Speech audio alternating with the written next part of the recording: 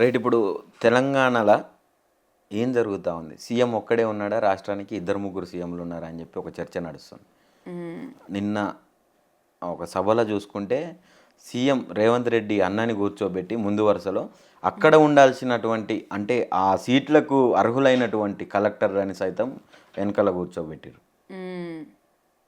ఆయనకి ఏం అర్హత ఉందనుకోవచ్చు? ఏం లేదు. అంతెందుకు ఇది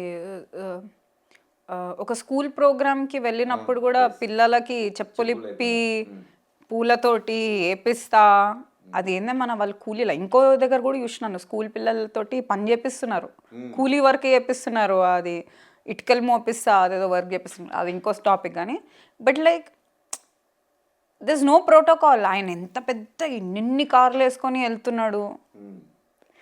లేదు, వాళ్ళది ఏంటంటే కుటుంబ రాజకీయం. సో కుటుంబ రాజకీయ పరంగా నడుస్తుంది తప్పితే వాళ్ళది ఇంకేం లేదు. గతంలో బీఆర్ఎస్ పార్టీ కేసీఆర్ది కుటుంబ పాలన చేస్తూ ఉన్నాడు అని చెప్పి విస్తృతంగా ప్రచారం చేసి గద్దె దింపారు కదా.